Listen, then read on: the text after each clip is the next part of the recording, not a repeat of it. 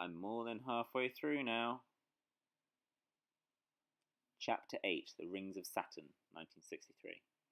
It's the 1960s and Patricia becomes increasingly more rebellious, getting a boyfriend and having frequent sex with him, much to the irritation of Bunty and George. In other news, Ruby's going for her 11 plus exam, and Nell dies, although no one is surprised by this. Characterization. Bunty is once again animalised, with Ruby saying, "Once Bunty has her teeth in a belief, then she's an absolute terrier with it," harking back to when Sandy Havis called her a tiger. Bunty is not to be taken seriously by anyone, even her own children. Perhaps this is a cause for the loss of Gillian and Pearl. However, when she engages in infidelity, she, much like George, is allowed to become young again. Ruby says, "I was there, and believe me, this woman that took the tulip was not my mother. This woman was a giggling confection of girlishness, charming, playful, spirited, sort of like Debbie Reynolds before Eddie Fisher left her." Patricia has become a stereotypical 60s rebel in this chapter, obsessed with the bohemian joys of sex and her various causes, such as a campaign for nuclear disarmament and fasting for India. George attempts to get back at his wife because he subconsciously senses she has an affair. He declares, "Well, how does this weather suit you then?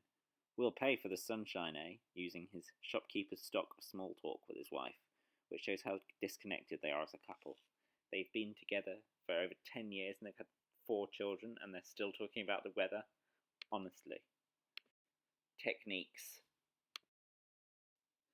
Patricia's argument with George and Bunty about condoms takes place during the announcement of the assassination of John F. Kennedy, when Ruby says, "Patricia, Bunty, and George have all abruptly left the table in the course of an argument that has escalated to proportions which made anything that happened in the Lone Star State seem small by comparison."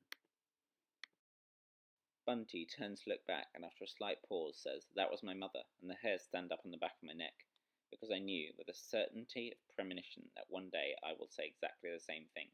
Ruby does indeed say this, illustrating the bond between the Lennox, Barker, Cook women throughout the novel. Ruby thinks Bunty's look of surprise when Adrian says, "Shall I be mother?"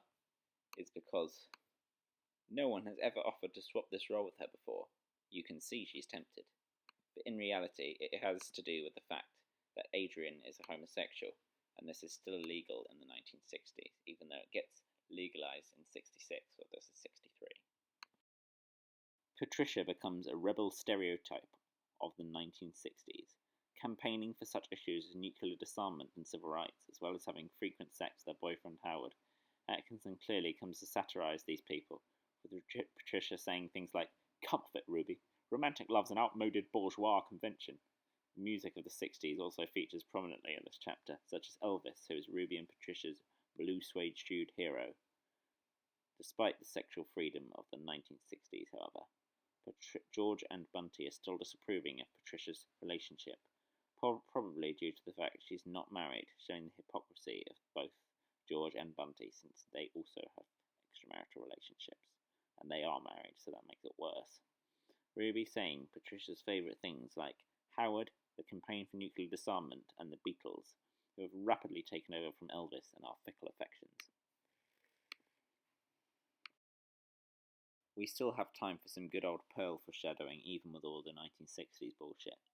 There is one key moment in this chapter, as Ruby and Patricia watch the frozen river, when Ruby says, "A curious feeling rises up inside me, a feeling of something long forgotten. It is something to do with the cold and the ice, and something to do with the water too." More subtly, Atkinson foreshadows this when Babs dies, as she is hopefully reunited with her missing parts. And obviously Ruby wants to be united with the missing part of her, which is Pearl, because they're twins, they feel so connected, they're like parts of each other. Isn't that sweet?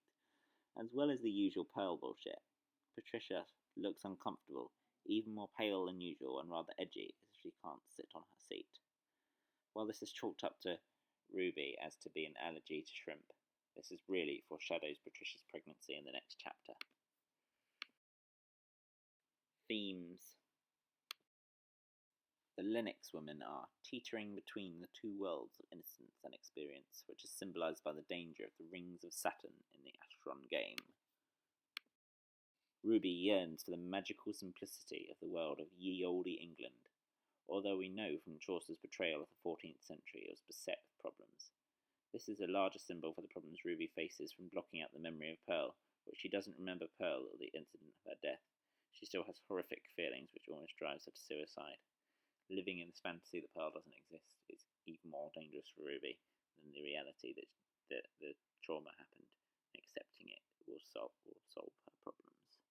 During the 11 plus, she says, I choose to have Aladdin's lamp for a day. Long favourite daydream, and I'm lulled into thinking everything is going to be alright, as well as being intertextuality.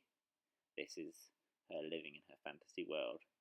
Although, despite all this, Ruby still shows some signs of becoming less enamoured by fantasy.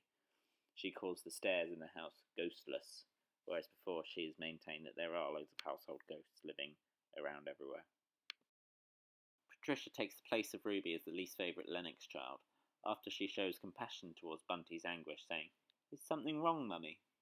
Bunty is nevertheless cruel to her, saying, Wrong? Only you. That's the only thing wrong with me. Ruby says, I have left a slice of birthday cake for Patricia on her pillow, contrary to Bunty's strict instructions that she never be fed again. Patricia shows her rebellious pro-communist stance by shouting, Bloody bourgeois pigs! Come the revolution, you'll be the first against the wall, Bunty Lennox. Patricia and Ruby are closer than ever in this chapter, with Patricia confiding information about her sex life to Ruby, and Ruby saying, when Patricia's Easter eggs are given to her because of Patricia's plan to join the Communist Party, what profiteth it a girl if she gains 3 Easter eggs and loses her sister? Patricia is usually the maternal figure to Ruby, but in this chapter Ruby has to be the maternal figure towards Patricia, because she falls asleep with a cigarette in her mouth and Ruby must remove it. And this is New Year's Eve. Here are indeed Patricia's wild years. Throughout the book, George has been unfaithful to Bunty, and here she finally has her revenge. She lets fall a hail of remarks of the why can't you be more like Clive Roper variety. Eventually, she no longer needs George to be more like Mr. Roper, because she is toying with the original model. When Ruby condemns Bunty for this, a modern reader may feel that George deserves it, as he has been continuously cheating on her. However, Ruby doesn't think that. Ruby mocks Bunty for cheating on George, when she never mocked George for cheating on Bunty. Poor old Bunty. Ruby gets a Ye Olde England calendar, which is not a country we're very well acquainted with in our family. Although ironically there are far more things alike than I think. They share the same issues as the wife of Bath, such as the unhappiness of marriage. Really, the distance is only superficial, and a lot of the characters share the same problems, and they're just as flawed. In fact, if anything, the world is better than it was in the wife of Bath's time, as there's no church trying to cut everyone's penises off.